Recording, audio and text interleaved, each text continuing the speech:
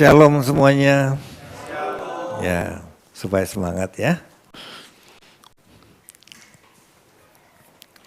Untung yang di sini ada 2 orang yang isi nih, ya. Kalau ke sini semua ini Jombat, harusnya ke sini semua enggak apa-apa, Pak Iwan di sini sendiri. Nah, itu baru seimbang. Cukup udah ya gitu. Ini kan soalnya banyak ke sini terus sana full gitu ya. Ya. Baik Bapak Ibu, masih suasana Imlek ya, kongsi Pak Choi. Saya tidak bisa bawa angpau, saya cuma bisa bawa ikan, ya. Nanti kita bagi bersama-sama ya. Ya, judulnya dagingku adalah benar-benar makanan. Saya minum dulu ya.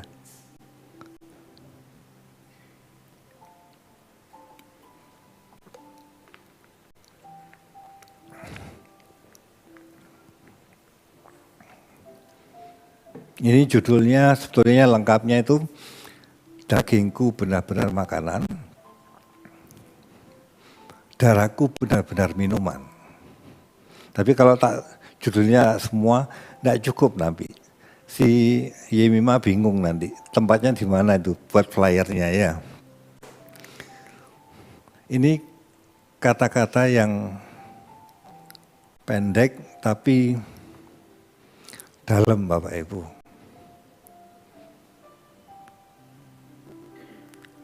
Sebetulnya bukan hanya dagingnya Yesus yang benar-benar makanan, tapi daging kita pun harus menjadi benar-benar makanan. Itu butuh proses Bapak Ibu. Ya. Coba kita buka di Lukas 4 ayat 32.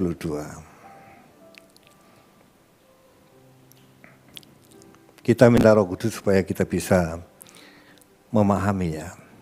Lukas 4 ayat 32 Pak. Lukas 4 ayat 32, Ya. Mereka takjub mendengar pengajarannya sebab perkataannya penuh kuasa. Ya. Ketika Tuhan Yesus waktu itu berkhotbah, mereka mendengarkan itu, mereka berkata bahwa perkataannya penuh kuasa. Powerful.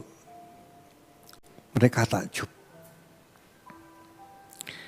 Mengapa perkataan Yesus penuh kuasa? Karena Yesus menyampaikan apa yang dia hidupi.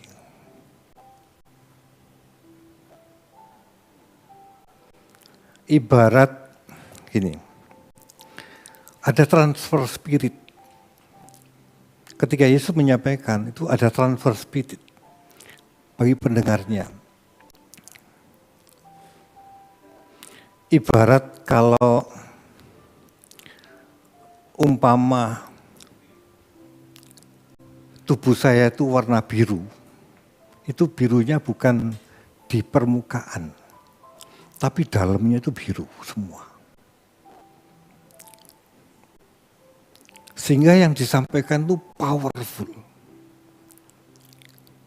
Kehidupan yang dialami oleh Yesus itu disampaikan, itu powerful. Firman yang dihidupi setiap hari itu powerful. Bukan hanya ketika seperti saya menyampaikan, saya persiapan. Memang saya belum mencapai seperti itu. Bahwa tanpa persiapan pun ngomong itu powerful. Nggak khotbah pun, di luar ketika ngomong-ngomong itu sudah powerful.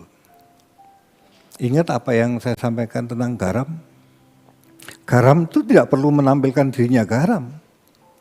Ketika dia hadir di mana, garam itu bisa dirasakan oleh mereka. Orang sekelilingnya bisa merasakan. Yesus lakukan itu. Ketika saya ini subjektif ya. Ini subjektif. Saya tidak mengkultuskan orang ini, tapi ini real apa yang saya alami. Saya cerita aja, ya. Tapi ini subjektif, ya. Saya kalau dengarkan Pak Eras khotbah, khususnya belakangan ini ya, dalam proses kehidupan beliau, bagaimana dia mematikan dirinya, terus bagaimana dia berkorban untuk sang rajanya. Itu kan efek ketika dia ngomong itu terasa, Bapak Ibu. Yang saya dapatkan itu seperti ini. Ketika saya mendengar beliau, itu ada semangat ingin aku hidup benar. Gini, daging kita itu kan enggak, aslinya kita itu, natural kita itu untuk mentaati firman itu kan berat banget. Ya Pak ya? Iya kan? Daging kita enggak suka. Tapi ketika dengar khotbah itu ada rasa kerinduan, keinginan untuk hidup benar. Rasa ingin bagaimana hidup Yesus, seperti Yesus hidup. Itu kan kalau tidak transfer spirit, tidak mungkin. Dan itu tidak mungkin kalau pembicaranya itu dia tidak mengalaminya.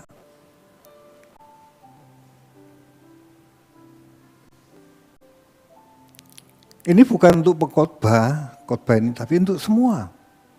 Karena kita kan gini, Bapak Ibu, kita berpikir kita menginjil itu kita bicara tentang firman. Enggak.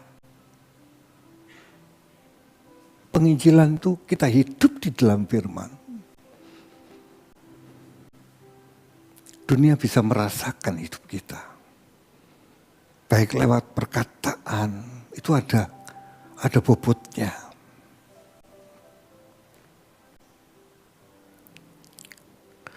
Kalau saya bayangkan, saya dengarkan Pak Eras itu seperti itu.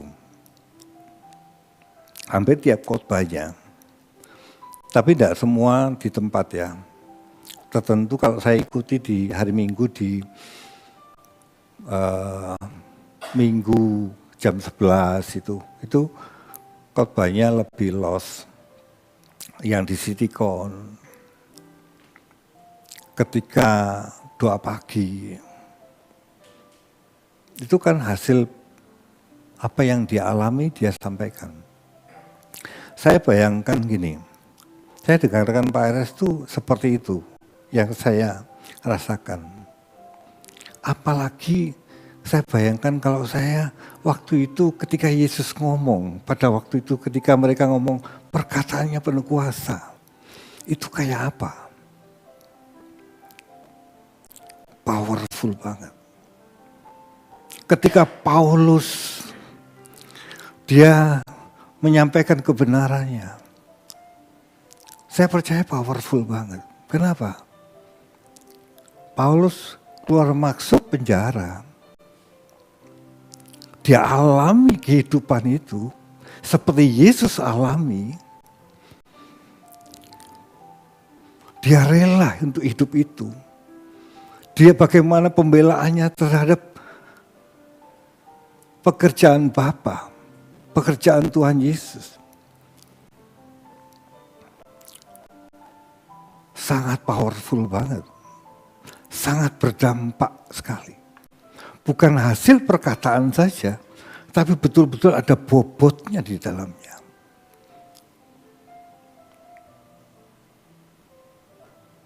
Ini tidak mudah Bapak Ibu, ini ada proses yang dilalui.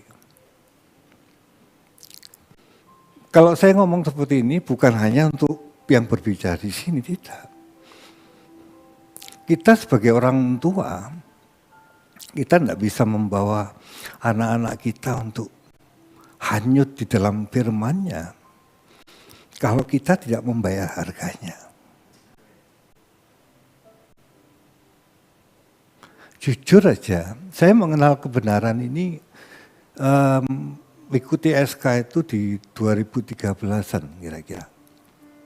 2013-an ya, mulai konsumsi. ketika anak-anak saya yang 2 sudah besar semua. Dan sudah tidak di rumah saya, sudah merantau di tempat lain. Artinya bahwa saya belum bisa mewarnai mereka.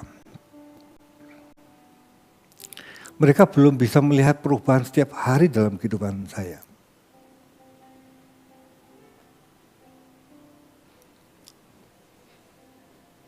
Saya berdoa tiap hari untuk mereka. Tiga-tiganya. Saya rindu mereka mencari Tuhan. Sungguh-sungguh. Jujur aja, sampai hari ini belum, Bapak Ibu. Bukan salah mereka, tapi saya harus membayar harganya. Berarti saya belum untuk hidup sungguh-sungguh di hadapan Dia, membela kebenarannya, bagaimana berkorban, menyalipkan diri, supaya hidup saya berdampak bagi mereka.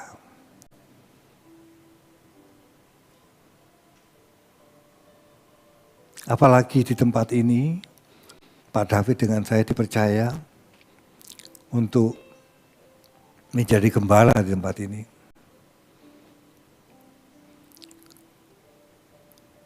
Perubahan Bapak Ibu ada tergantungnya dari saya dan Pak David. Kalau saya tidak mencari Tuhan sungguh-sungguh dan hidup di dalam kebenarannya sungguh-sungguh, saya tidak berdampak bagi Bapak Ibu. Tentu saya dan Pak David tidak sempurna. Tapi bagaimana saya harus berjuang. Pak David harus berjuang untuk hidup di dalam kebenarannya. Dan itu pasti ada penderitaan. Dan bagaimana saya dan Pak David harus merelakan kehilangan diri saya untuk satu rencananya tergenapi bagi orang lain. Amin.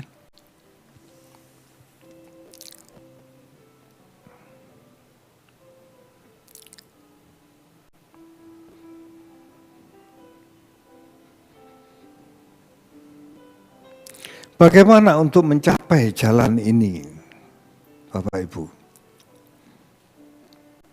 Sekali lagi ini bukan hanya untuk Pak David dan saya, tapi bagi kita semua.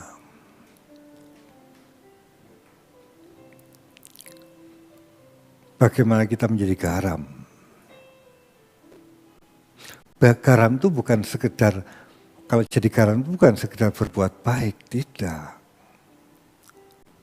Harus ada nilai kehilangan, baru berdampak. Kalau tidak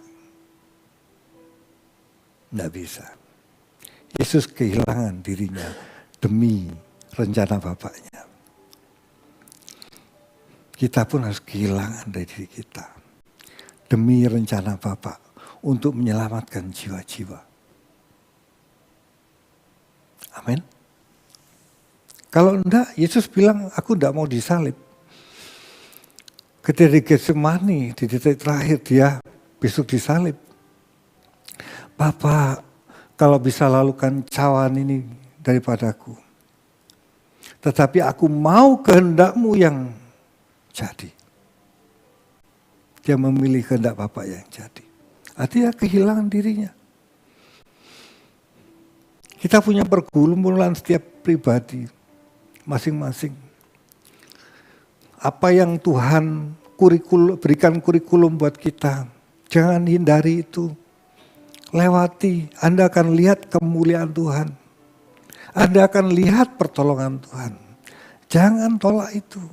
Itu proses yang membuat Anda kehilangan diri, yang itu akan menjadi berkat bagi orang lain. Amin. Bagaimana untuk mencapai jalan ini? Kita buka Yohanes 6 ayat 25 sampai 63. 6 ayat 25, Yohanes 6 ayat 26. Yohanes 6 ayat 26. Yohanes 6 ayat 26. Ya. Yesus menjawab mereka, "Aku berkata kepadamu, sesungguhnya kamu mencari aku, bukan karena kamu telah melihat tanda-tanda, melainkan karena kamu telah makan roti itu dan kamu kenyang." Ya. Yesus ini pada suatu tempat tertentu, terus dia naik perahu, terus mereka ini mencari Yesus.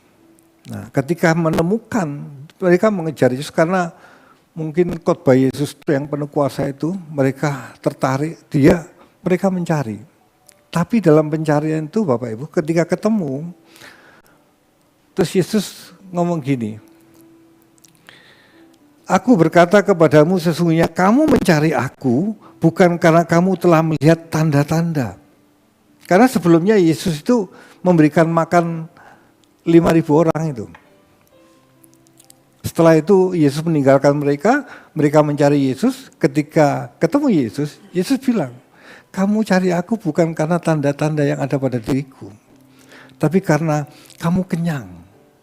Karena urusan jasmani." Yesus ngomong ini sedang mengungkapkan hati mereka, bahwa kamu itu lebih mementingkan yang jasmani daripada rohani. Kalau kita jadi orang Kristen, masih mementingkan hal yang jasmani daripada yang rohani,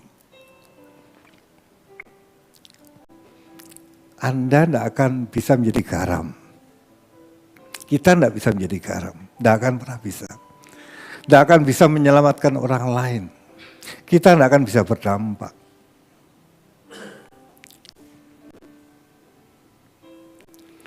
Yesus hendak memberitahu waktu itu bahwa mereka lebih mementingkan makanan jasmani daripada makanan rohani. Mereka lebih mengutamakan yang jasmani daripada yang batinia. Dan mereka tidak tahu bahwa ada makanan yang lain yang jauh lebih penting. Ada makanan yang lain yang jauh lebih penting dan dapat membawa hidup kekal. Kita buka di Matius 4 ayat 4. 4 ayat 4. Ya, 4 ayat 4. Matius 4 ayat 4. Tetapi Yesus menjawab, "Ada tertulis, manusia hidup bukan dari roti saja, melainkan dari setiap firman yang keluar dari mulut Allah." Ya. Manusia perlu makan, perlu roti beneran, tapi ada roti yang membuat kita bisa mendapat hidup kekal.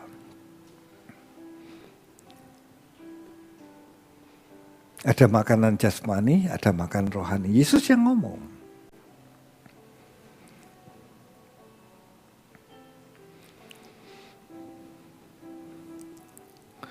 Saya cek tentang roti itu, tentang firman itu bicara tentang rema. Firman rema. Firman yang berproses dengan daging kita, atau firman yang memenuhi daging kita. Kapan itu, Pak? Ketika Anda mendengar seperti ini, ketika Anda mendengar Pak Rafid berbicara, itu sebagai pengetahuan yang memenuhi pikiran kita, yang buat kita memahami kebenaran. Tapi itu tidak akan menjadi makanan kalau kita tidak mengalami penderitaan yang harus kita alami. Dan ketika kita mengalami penderitaan itu, firman apa yang kita dengar itu muncul dalam benak hati kita. Dan kita ikuti firman itu, tentu sakit, tentu menderita, itu baru dikatakan makan.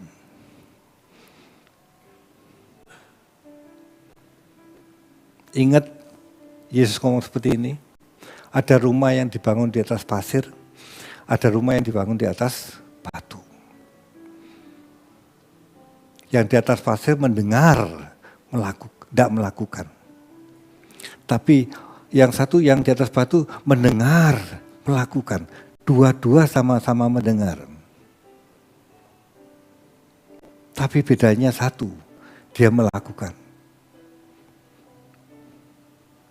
Yang melakukan itu seperti rumah yang dibangun di atas batu. Ketika ada banjir, Tuhan Yesus ngomong, mereka tetap kokoh, tetap kuat.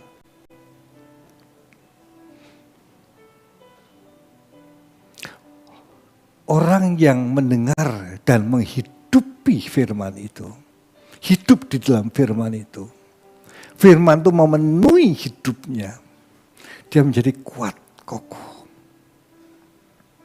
Dia berdampak. Dia punya kesaksian akan Allahnya, bahwa Allahnya itu benar. Dia membuktikan, dia bisa membuktikan lewat hidupnya bahwa Allahnya itu Allah benar. Apa yang Yesus ajarkan itu ini. Yesus membuktikan bahwa Bapaknya itu benar. Bukan sebagai pengetahuan, tapi apa yang dia alami. Bagaimana Bapak memelihara di dalam penderitaannya. Bapak menyertai dalam penderitaannya. Bagaimana Bapak tidak meninggalkan Yesus. Meskipun tidak nyaman. Kapan kita bisa membuktikan bahwa Allah kita itu benar? Bukan ketika kita mendengar, enggak. Tapi ketika mengalami dia. Apa yang kita dengar itu menjadi tuntunan buat kita, supaya Roh Kudus bisa tuntun kita lewat apa yang kita pahami. Untuk kita pegang prinsip-prinsipnya. Tapi pengalaman bersama dia, itulah makan. Amin. Amin. Maksud saya apa? Jangan berhenti hanya mendengar. Tapi milikilah hati untuk rela. Untuk masuk di dalam penderitaan.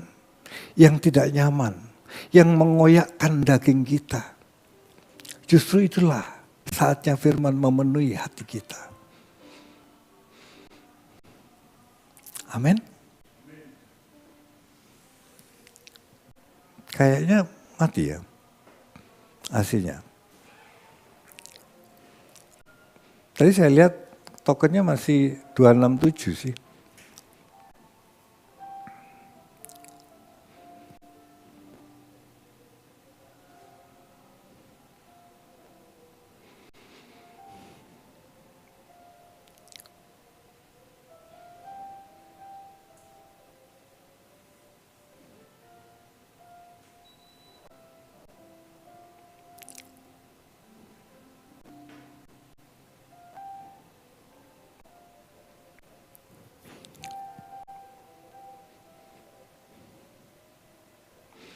Yohanes 1 ayat 14.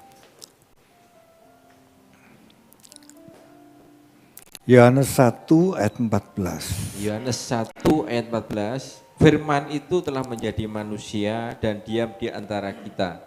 Dan kita telah melihat kemuliaannya, yaitu kemuliaan yang diberikan kepadanya sebagai anak tunggal Bapa, penuh kasih karunia dan kebenaran. Ya, saya ulang ya. Firman itu telah menjadi manusia. Saya periksa kata manusia itu bukan manusia tapi daging. Sak. Di Yohanes 1 ayat 14 ini, firman itu telah menjadi daging dan diam di antara kita. Dan kita telah melihat kemuliaannya, yaitu kemuliaan yang diberikan kepadanya sebagai anak tunggal Bapa, penuh kasih karunia dan kebenaran. Firman itu telah menjadi daging. Firman itu telah menjadi daging. Artinya daging yang dipenuhi oleh firman Tuhan. Tentu atas pemilik daging itu. Untuk mengenakan firman itu mesti mengalami penderitaan. Harus memiliki hati yang rela untuk kehilangan dirinya. Kalau kamu mau ikut aku, kamu harus sangkal dirimu, pikul salibmu. Kamu harus melepaskan dari dirimu. Biar firman, makanya Yesus ngomong, Apa yang aku lakukan tuh Bapa yang melakukan di dalamku. Yesus mengizinkan firman itu memenuhi dagingnya. Sakit Bapak Ibu, sakit. Jadi Kristen kalau tidak mau menderita tidak akan pernah jadi Kristen. Dan tidak akan pernah jadi garam. Ada bayar harganya.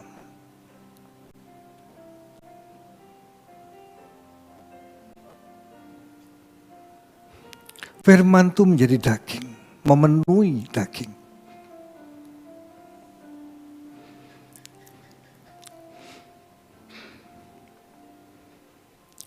Bukan hanya Tuhan Yesus saja, tapi kita harus mengizinkan firman itu menjadi daging dalam hidup kita. Baru hidup kita powerful. Kalau enggak. Dunia tidak akan bisa melihat Allah dalam hidup kita kalau kita tidak mengalami Dia. Firman Tuhan ditulis, Anda lihat zamannya Nuh, zamannya Abraham, zamannya Daud, ditulis. Mereka yang memiliki pengalaman bersama Allahnya.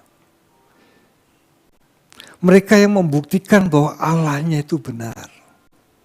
Bahwa Allah yang disembah itu Allah yang benar. Mereka membuktikan. Itulah iman. Kita membagikan sesuatu apa kepada mereka? Kalau kita tidak memiliki pengalaman bersama Dia. Hanya kita baca buku terus kita cerita. Enggak. Apa yang kita baca, kita alami. Baru kita menjadi dampak. Baru powerful. Pak, tidak mudah itu Pak. Iya. Pak, sulit itu Pak. Bukan sulit, sangat sulit. Murid-muridnya pun bilang, siapa yang bisa? Ketika ada seorang datang kepada Yesus, apa yang harus lakukan untuk mulai hidup? Hidup kekal, hidup yang berkualitas. Kamu harus jual hartamu, ikut aku. Bagikan kepada orang miskin, ikut aku. Sulit Bapak Ibu. Tapi Tuhan Yesus ngomong ini, bagi Bapak tidak ada yang mustahil. Tapi catatannya bagi kita, asal kita mau. Karena kita lihat sulitnya, kita sudah tidak mau, takut. Kalau kita mau aja, Roh Kudus akan tuntun kita. Dalam step-stepnya, sampai kita mencapai di mana Allah inginkan kita mencapai.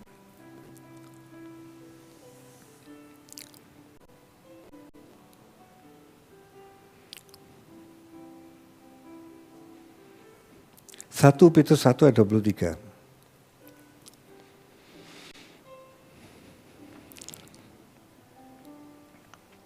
Satu Petrus 1 ayat 23. Ya. Karena kamu telah dilahirkan kembali bukan dari benih yang fana, tetapi dari benih yang tidak fana oleh firman Allah yang hidup dan yang kekal. Karena kamu telah dilahirkan kembali bukan dari benih yang fana, tetapi dari benih yang tidak fana oleh firman Allah yang hidup dan kekal. Dilahirkan dari firman, dipenuhi dengan firman, itu sama. Dagingnya dipenuhi dengan firman. Sama. Di Yohanes 6 ayat 27. Hal ini tidak otomatis Bapak Ibu. Ya. Di Yohanes 6:27 dikatakan seperti ini. Silakan Pak. Yohanes 6 ayat 27, bekerjalah bukan untuk makanan yang akan dapat binasa, melainkan untuk makanan yang bertahan sampai kepada hidup yang kekal, Ya. yang akan diberikan anak manusia kepadamu, sebab dialah yang disahkan oleh Bapa Allah dengan materainya. Ya, bekerjalah bukan untuk makanan yang akan dapat binasa, melainkan untuk makanan yang bertahan sampai pada hidup yang kekal. Saya dulu berpikir ini kita mendengar firman itu cukup. Saya sudah bekerja untuk itu. Saya sudah mendengar. Tidak sampai berhenti sampai situ. Tapi mengalami firman itu. Itu yang membuat Anda dan saya memulai hidup kekal. Perubahan dalam diri kita itu bukan hanya mendengar. Tapi ketika kita melakukan dan hidup di dalamnya, itu yang membuat kita mencapai kekekalan. Amin. Kita di tempat ini dapat makanan yang berkualitas. Saya percaya itu. Baik juga dari Pak Eras. Sangat berkualitas. Kita tiap hari mendengarnya. Kita tiap hari dengarkan, kita ikuti doa pagi. Dengarkan firman-Nya. Dengarkan renungannya. Kita tidak terlewatkan. Tapi kalau kita tidak mengalaminya, itu jadi sia-sia. Tidak membuatnya kita menjadi garam. Tidak membuatnya kita dipenuhi oleh firman itu.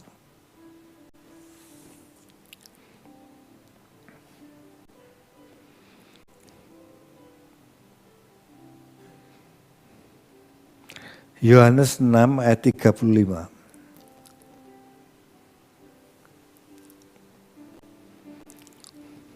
Yohanes 6 ayat 32. Maka kata Yesus kepada mereka, Aku berkata kepadamu, sesungguhnya bukan Musa yang memberikan kamu roti dari surga, melainkan Bapa-Ku yang memberikan kamu roti yang benar dari surga.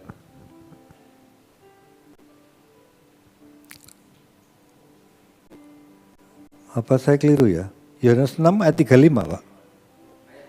35, Pak.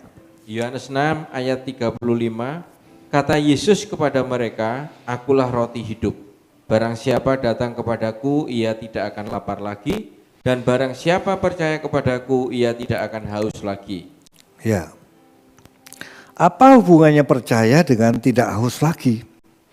Barang siapa percaya kepada ajarannya, dia tidak akan haus akan hal dunia lagi.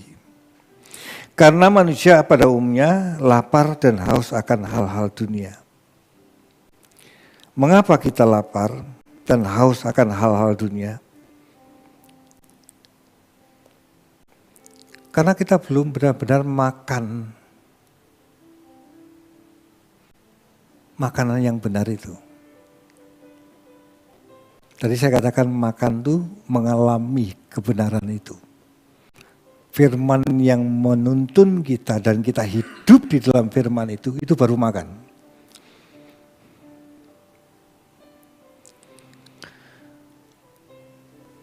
Mengapa kita masih lapar akan dunia? Satu, karena kita masih mengizinkan dunia kita dengar. Info-info dari medsos dan segala macam. Lebih banyak itu daripada kita makan firman. Lagi-lagi kita sering menolak ajaran Tuhan untuk kita alami. Sehingga kita tidak bisa melihat kemuliaan Tuhan. Dan kita tidak melihat kebaikan Tuhan. Dan kita meragukan Tuhan. Artinya kita menolak untuk firman memenuhi kita.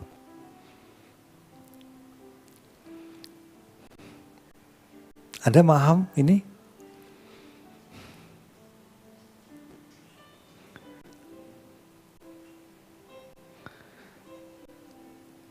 Ketika kita menolak penderitaan yang Tuhan izinkan dalam hidup kita, setelah kita mendengar kebenaran firman Tuhan tentunya.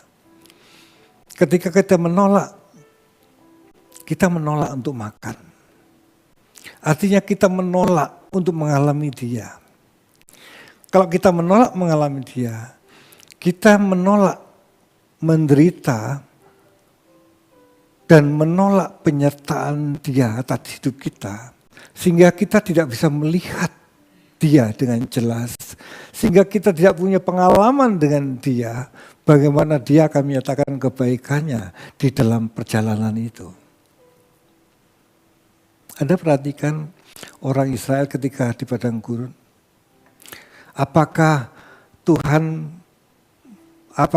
Bapak membawa orang Israel untuk dibuatnya menderita saja?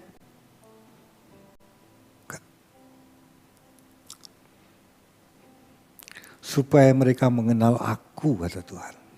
Aku rendahkan mereka, supaya mereka itu tidak memakai konsep hidup yang lama, tapi mempercayai Dia, bahwa Allahnya menyertai. Dia membuktikan. Ketika mereka tidak ada air, Allah biarkan. Enggak. Meskipun mereka tidak marah-marah, Tuhan pasti tetap kasih air. Tidak mungkin Allah membuat mereka mati di padang gurun. Tidak. Aku yang membawa mereka. Tapi mereka kurang sabar. Asal mereka diam saja, percaya kepada Allahnya. Mereka mengikuti jalannya, jalan Tuhan. Mereka akan lihat penyertaan Allah. Seseorang yang mengalami Allah dan mengalami dalam penderitaan, dan dia melihat pertolongan Tuhan, melihat kebaikan Tuhan, melihat cara Tuhan mendidik dan menolong hidupnya,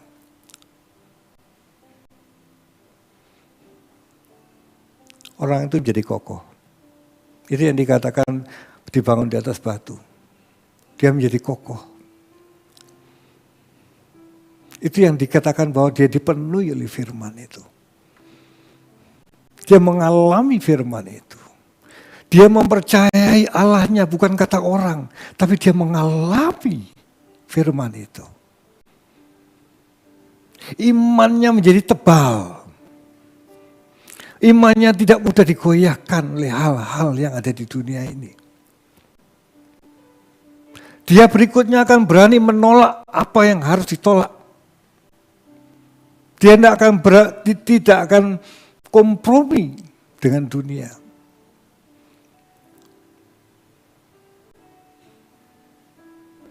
Keyakinannya semakin tebal. Karena firman, dia izinkan firman memenuhi hidupnya. Amin. Dan Yesus membuktikan.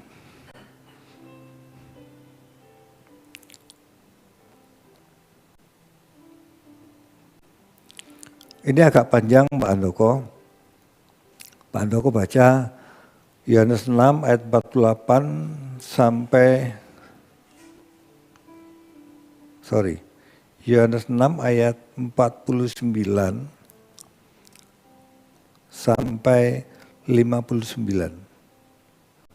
Yohanes 6 ayat 49 sampai ayat 48 ya. 48 sampai 59. 48 sampai 59. Ya. Akulah roti hidup. Nenek moyangmu telah makan mana di padang gurun dan mereka telah mati. Inilah roti yang turun dari surga. Barang siapa makan daripadanya, ia tidak akan mati. Akulah roti hidup yang telah turun dari surga. Jikalau seorang makan dari roti ini, ia akan hidup selama-lamanya. Dan roti yang kuberikan itu ialah dagingku, yang akan kuberikan untuk hidup dunia. Orang-orang Yahudi bertengkar antara sesama mereka dan berkata, bagaimana ia ini dapat memberikan dagingnya kepada kita untuk dimakan? Ya. Maka kata Yesus kepada mereka, aku berkata kepadamu, sesungguhnya jikalau kamu tidak makan daging anak manusia dan minum darahnya, kamu tidak mempunyai hidup di dalam dirimu. Barang siapa makan dagingku dan minum darahku, ia mempunyai hidup yang kekal dan aku akan membangkitkan dia pada akhir zaman.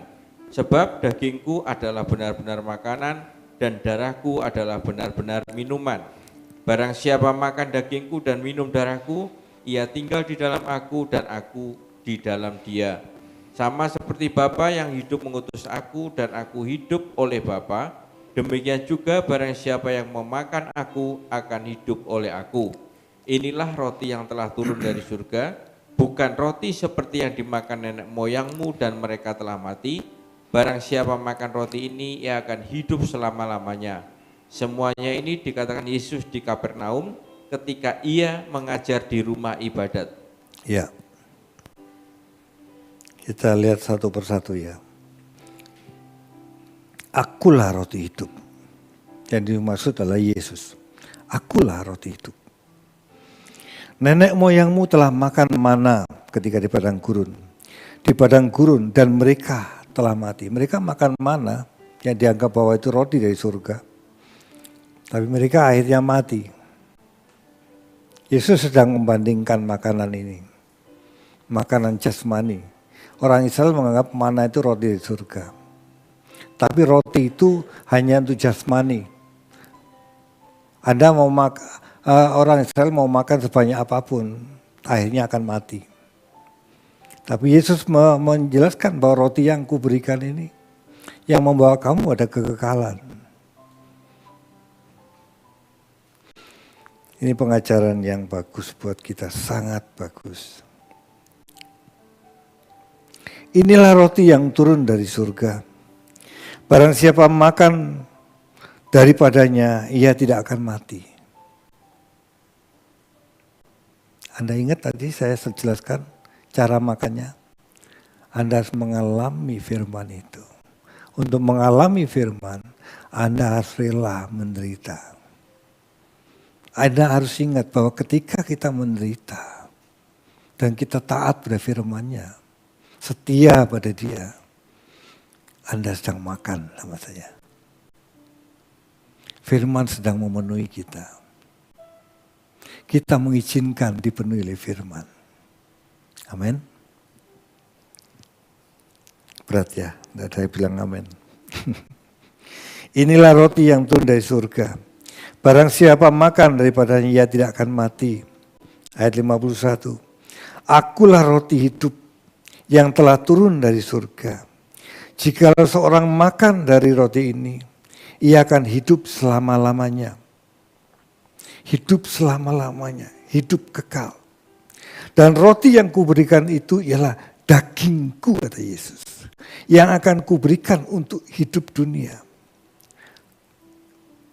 Dagingku, kenapa dagingku? Daging menunjukkan kodrat manusia belaka, kodrat manusia di bumi yang terpisah dari pengaruh ilahi. Dan karenanya rentan terhadap dosa dan menentang Allah. Kenapa Yesus memberikan daging yang lemah? Bukan itu maksudnya. Kuberikan itu ialah dagingku.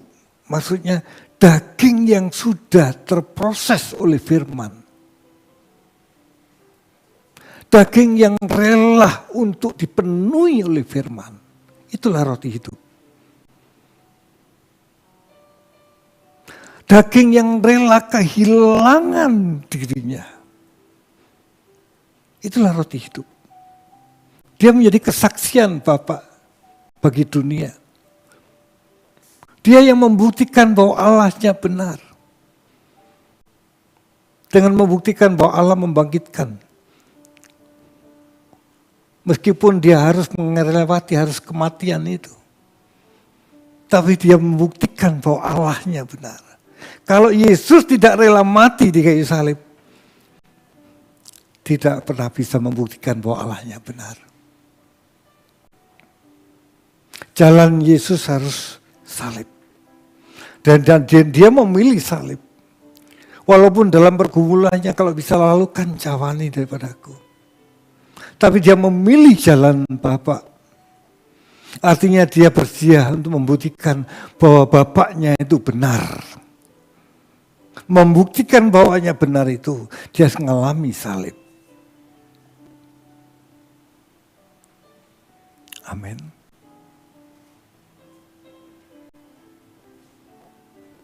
Berat ya, jadi Kristen ya.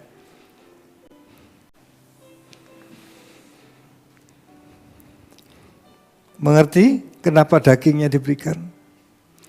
Daging yang dipenuhi oleh firman.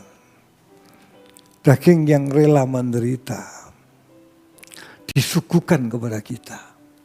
Artinya gua menjadi teladan buat kamu. Kita tidak akan pernah bisa menjadi teladan kalau kita tidak pernah rela kehilangan diri kita. Tidak akan pernah. Kalaupun perbuatan baik sekedar perbuatan baik, tapi tidak bernilai seperti roti yang diberikan oleh Yesus.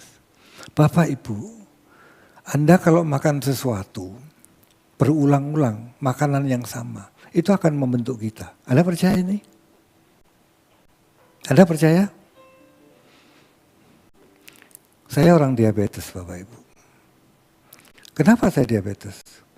Karena saya berulang-ulang makan manis. Yang dalam waktu yang panjang. Akhirnya divonis, kamu kena diabetes. Makanan yang kita makan itu menentukan hasil akhir kita. Siapa kita? Saya tidak akan menyandang diabetes kalau saya mengerti di awal bahwa makan manis yang berulang-ulang akan mengakibatkan pankreas saya tidak menghasilkan insulin yang baik, yang cukup. Makanan yang disukai dunia itu membuat jiwa kita rusak. Makanya kita dengar firman tiap hari itu untuk itu. Tapi itu tidak cukup mengubahkan kita. Kita harus merelakan diri untuk mengalami apa yang kita dengar. Ketika kita mengalami suatu penderitaan yang Tuhan izinkan, relakan. Contoh kecil, ketika ada orang perlu ditolong sama kita, Tuhan perhadapkan sama kita. Sering kita berhitung-hitung dengan Tuhan. Karena kita takut kekurangan diri kita. Kita tidak berani untuk membayar harganya, untuk mengalami Tuhan. Pak Eras sering bilang gini, orang yang selalu memberi untuk pekerjaan Tuhan, untuk menolong orang lain. Beliau katakan, kamu tidak akan pernah kekurangan. Dia ngomong ini bukan supaya Anda memberi loh, enggak. Tapi dia mengalami loh ya. Beliau itu mengalaminya. Dan saya yang mengalami, tidak setebal dia, tapi saya mengalaminya. Bagaimana pemeliharaan Tuhan. Saya mengiyakan hal itu.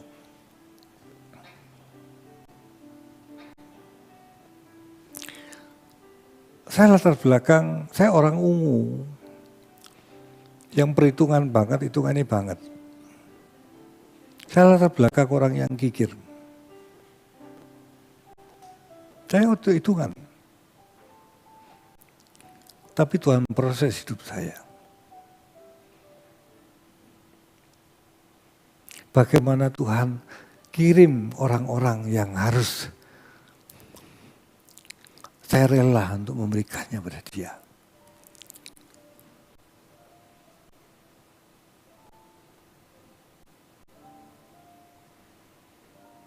Sakit. Tapi saya lihat dia dalam hidup saya. Bagaimana dia memelihara saya.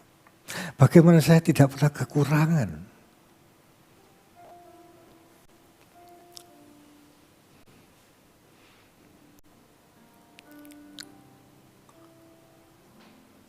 Bagaimana kita membuktikan Allah itu benar?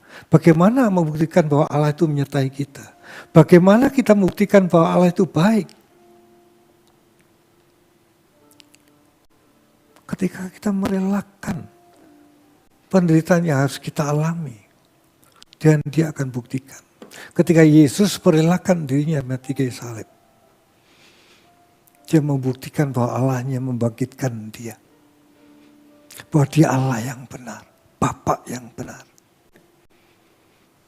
Bagaimana kita membuktikan bahwa Allah kita benar? Bukan kita bawa Alkitab terus kita ke gereja. Atau kita dengar firman Tuhan. Nah, ketika kita mengizinkan mengalami firman itu, saat itulah kita makan roti itu. Amin. Semoga apa yang saya sampaikan ini membuat Bapak Ibu memiliki sudut pandang yang benar. Mengingat apa ketika kita mengalami penderitaan. Menguatkan Bapak Ibu. Saya belum sempurna Bapak Ibu. Tapi saya mau berjuang. Ini lagi Bapak Ibu ya. Saya tuh kalau sering kali lihat IG, lihat Facebook, lihat Detik.com, saya suka berita, apalagi lagi pemilu gini, suka lihat hal-hal yang, saya enggak lihat hal-hal yang porno, enggak, tapi lihat berita-berita itu suka saya. Apalagi politik, suka. Tapi semakin saya melihat itu satu hari, ketika saya berdoa, itu sulit cari Tuhan. Gerambyang, ada yang hilang.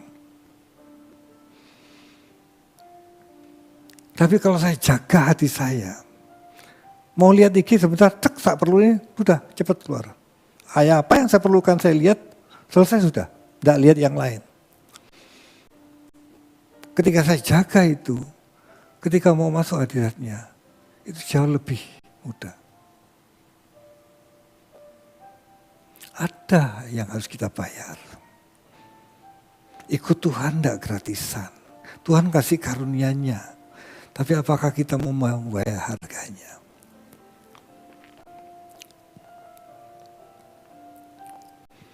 Mengapa roti yang kuberikan itu ialah dagingku? Daging yang sudah melakukan atau hidup di dalam firman, dipenuhi firman. Itu yang disuguhkan oleh Yesus. Ini dagingku yang harus kamu tiru, yang kamu teladani. Ingat kata-kata di Petrus, tidak usah kita buka, Pak David juga ngomong kemarin, oleh bilur-bilurnya kamu telah sembuh.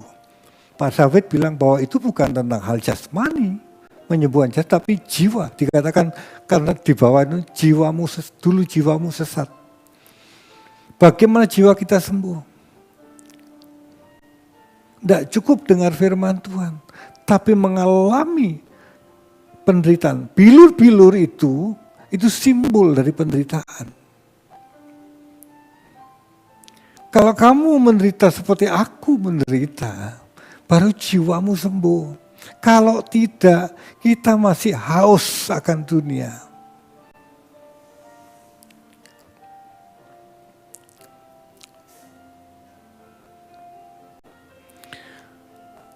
Orang Yahudi bertengkar antara sesama mereka berkata, bagaimana ia dapat memberikan dagingnya kepada kita untuk dimakan? Mereka memahami dengan letterlux, gimana kita makan dagingnya Yesus? Kan nggak mungkin daging Yesus dimakan.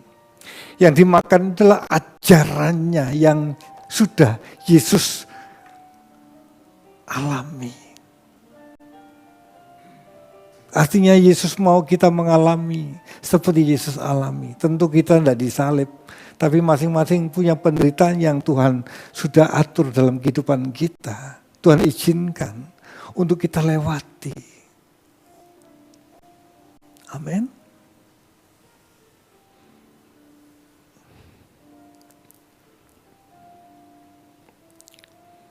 Maka kata Yesus kepada mereka, aku berkata kepadamu sesungguhnya jikalau kamu tidak makan daging anak manusia dan minum darahnya, kamu tidak punya hidup dalam dirimu.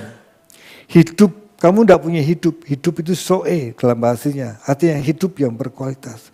Kalau kamu tidak makan, kalau kamu tidak hidup seperti aku hidup, kamu tidak memiliki hidup yang berkualitas. Artinya tidak layak kita dalam kekekalan. Barang siapa makan dagingku dan minum darahku, ia mempunyai hidup yang kekal. Jelas sekali. Firman-Nya mengatakan ini sudah jelas. Dan aku akan membangkitkan dia pada akhir zaman. Aku akan membangkitkan. Kalau kamu mempercayai perkataanku dan kamu hidup di dalamnya, dan kamu rela mengalaminya, aku yang bangkitkan. Ini jelas loh perkataan Yesus sendiri.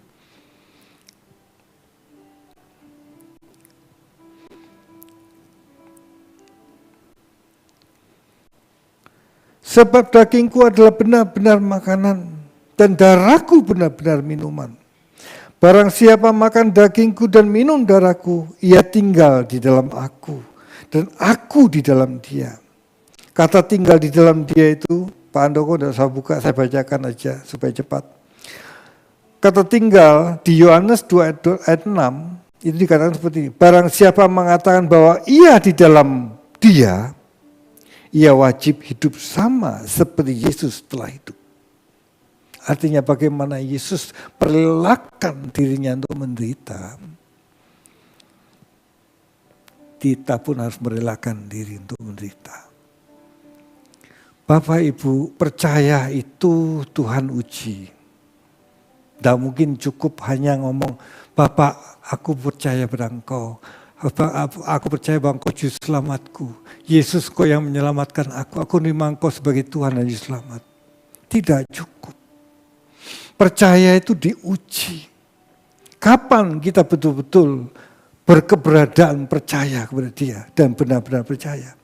Ketika kita mengalami penderitaan dan kita tetap berpegang pada kebenarannya dan kita mengalaminya sampai kita melihat bagaimana Allah menyertai kita dalam pengalaman itu dan bagaimana kita punya kesaksian itu dalam hidup kita bahwa Allah yang kita sembah itu Allah yang benar. Amin. Penyembahan yang sejati itu bukan ketika kita nyanyi di gereja. Bukan nyanyi di gereja itu tidak bernilai, enggak. Itu penyanyian akan bernilai kalau kita mengalami penderitaan. Dan kita tetap berpegang pada Dia. Artinya saat itulah kita menyembah Dia. Saat kita mempercayai situasi yang tidak nyaman itu. Yang berkecamuk ingin mencurigai Dia. Tapi kita tetap percaya, Tuhan aku tetap milih Engkau. Bapak Ibu, ini tidak bisa ketika kita menderita terus kita bisa lakukan itu. Anda dan saya harus membangunnya. Makanya Pak Eras menyarankan kita ikuti doa pagi. Supaya setiap hari kita mengalami Dia dalam doa. Supaya ketika kita mengalami suatu masalah dalam hidup, kita ngomong dan gerambiang kepada Dia. Coba bayangkan Bapak Ibu, Anda ada orang yang tidak pernah ketemu dengan Anda, terus orang itu ngalamin masalah, tiba-tiba datang sama Anda, terus dia ngomong, Pak saya minta tolong. Anda tidak kenal dia.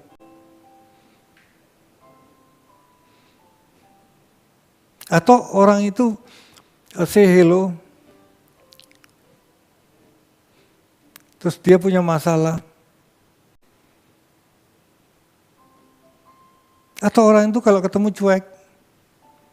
Ketika punya masalah datang, Pak saya punya masalah, saya minta pertolongan.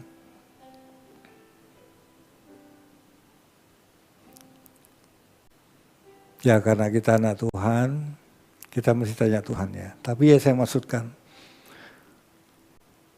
kalau orang tidak kenal, terus tiba-tiba minta tolong sama kita,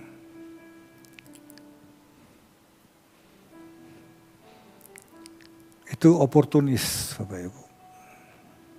Sama kita. Kita tidak pernah membangun hubungan yang benar dengan Dia. Tapi ketika kita ada masalah baru datang sama Dia. Itu oportunis. Itu memanfaatkan Tuhan. Sesungguhnya ketika kita membangun hubungan dengan Tuhan, sebetulnya tanpa kita minta tolong pun Tuhan pasti tolong. Kalau kita berjalan di dalam relnya Dia, dalam rencana Dia, Anda akan lihat penyertaannya. Bapak Ibu, saya ulang, Anda akan lihat penyertaan Tuhan. Tuhan akan membuktikan dirinya pada kita. Seperti Bapak membuktikan pada orang Israel.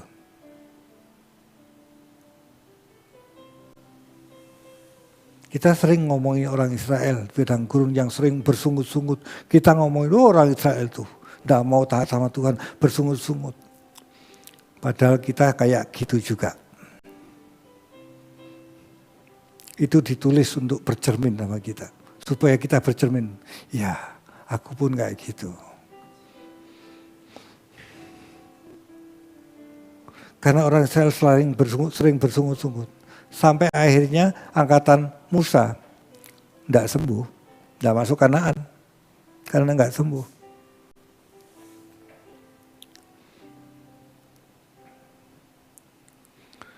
Sama seperti Bapa yang hidup mengutus aku dan aku hidup oleh Bapa, demikian juga barang siapa yang memakan aku akan hidup oleh aku.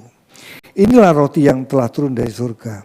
Bukan roti seperti yang dimakan nenek moyangmu. Dan mereka telah mati. Yesus ulang lagi. Barang siapa makan roti ini, ia akan hidup selama-lamanya. Saya ulang, makan roti itu mengalami apa yang Yesus alami. Semuanya ini dikatakan Yesus di Kapernaum ketika ia mengajar di rumah ibadat. Perhatikan Yohanes 4 ayat 32 dan 34. 32, 33, 34. Silakan Pak Andoko. Yohanes 4 ayat 32 sampai 34. Ya. Akan tetapi ia berkata kepada mereka, padaku ada makanan yang tidak kamu kenal. Maka murid-murid itu berkata seorang kepada yang lain, adakah orang yang telah membawa sesuatu kepadanya untuk dimakan? Kata Yesus kepada mereka, makananku ialah melakukan kehendak Dia yang mengutus aku dan menyelesaikan pekerjaannya. Ya. Makananku melakukan kehendak Bapa. Melakukan ini bukan sebagai mentaati sebagai hukum. Kita jadi orang Kristen memang harus taat hukum. Tapi yang dimaksud makanan ini, ketika dia ngomong sama kita, ketika kita bisa merasa bahwa aku melakukan ini, dan Anda melakukannya. Bahkan dalam posisi menderita, Anda tetap melakukannya. Dikatakan, makananku melakukan kehendaknya. Berarti kita sedang makan. Anda paham? Makan itu bukan hanya mendengar, tapi melakukan. Baru makan. Istilah saya itu gini. Kalau Anda makan sesuatu, bayangkan, ini tidak mungkin terjadi, tapi bayangkan aja. Kalau Anda makan sesuatu, dan makanan ini lewat saja sampai keluar ke jamban, ya, dan tidak terserap oleh tubuh, setiap kita makan tidak pernah terserap oleh tubuh, kira-kira tubuh Anda gimana? Hah? Anda ngerti enggak apa saya ngomong ini? Semua ngerti bahasa Indonesia kan?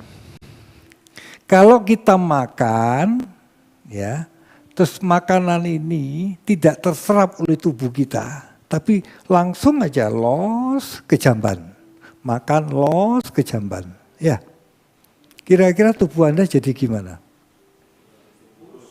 Tidak ada pertumbuhan, tidak ada pemeliharaan. Kalau anak kecil ya tetap kecil, kerdil. Bisa-bisa mati nanti akhirnya. Sama. Anda makan firman. Dengerin firman maksud saya, dengerin firman. Tapi firman itu tidak menyerap ke daging kita. Tidak pernah diizinkan untuk terserap. Ketika firman itu ingin memenuhi daging kita, kita menolaknya. Kapan kita menolak? Ketika kita menolak penderitaan yang Tuhan izinkan. Dan kita menolak untuk berpegang pada firman-Nya. Menolak untuk melakukan kebenarannya.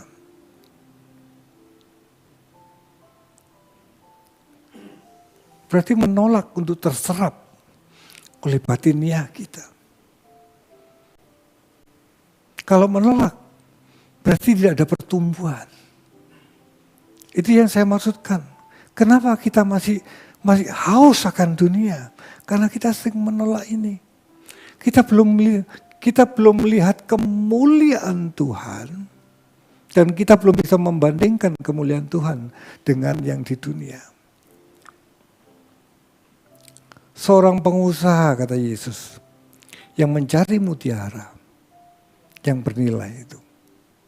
Ketika dia menemukan mutiara itu, dia lihat kemuliaan mutiara itu. Dia lihat nilai mutiara itu.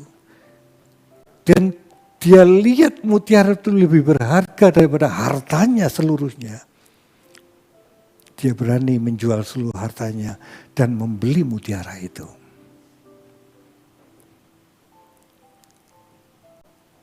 Kalau kita menolak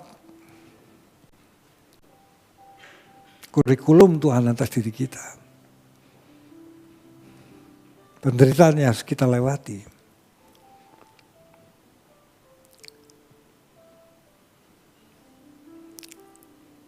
Kita sampai kapanpun tidak akan berani membayarkan untuk mengikuti Dia dengan benar.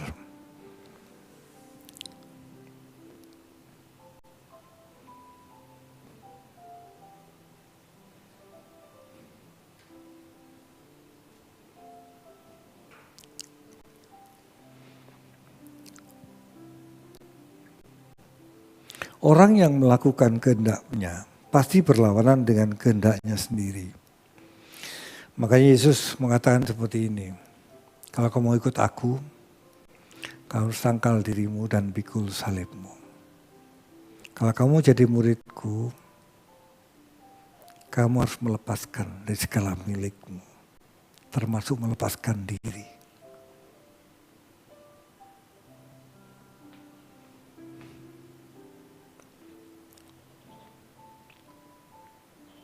Kalau kita, contoh kecil, kalau kita disakiti aja. Temannya Pak Menlu datang. Katanya Pak Menlu itu ada di dalamnya sini. Gara-gara datang kenapa? Gara-gara ada ikan. Dia cari ikan di sini. Fokus lagi. Bapak Ibu, relakan. Apa yang Yesus alami, kita merelakan untuk mengalaminya. Kalau ada sesuatu dalam hidup kita, kita harus memilih yang tidak nyaman. Belajarlah untuk memilihnya. Kalau itu kehendak Tuhan. Jangan cuci tangan kayak Pilatus.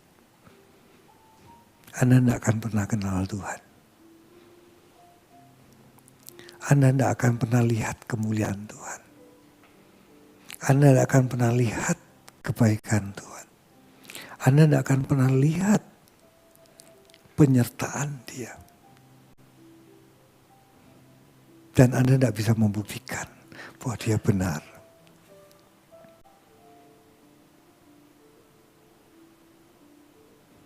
Ketika kita menolong seseorang, kita berani memeliharanya. Anda akan lihat penyertaan Tuhan. Anda akan lihat pemeliharaan Dia. Dia akan buktikan, Bapak Ibu. Dia itu Allah yang penuh kasih. Dia Allah yang baik. Ketika seseorang datang kepada Yesus, guru yang baik, terus Yesus ngomong seperti ini. Kau katakan aku baik? Enggak. Yang baik hanya Bapa. Kenapa Yesus katakan itu? Karena Yesus membuktikan. Dia mengalaminya bahwa Dia Bapa yang baik. Kalau Yesus sudah membuktikan dan kita mempercayai Yesus, masa kita tidak rela dan tidak mempercayai perkataan Yesus untuk rela mengalaminya, bahwa membuktikan bahwa dia Allah yang baik.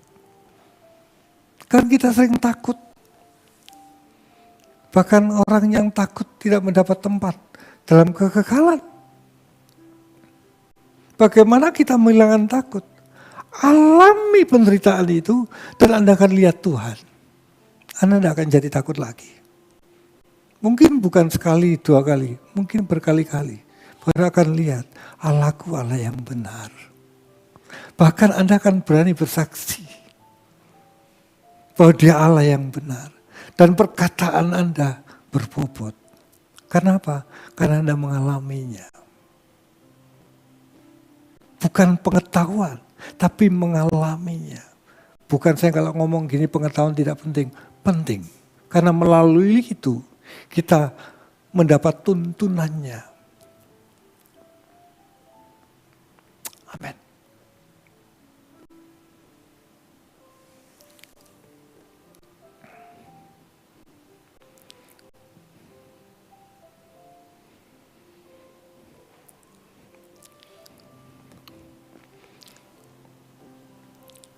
Ketika kita meneladani penderitaan Yesus, jiwa kita akan sembuh.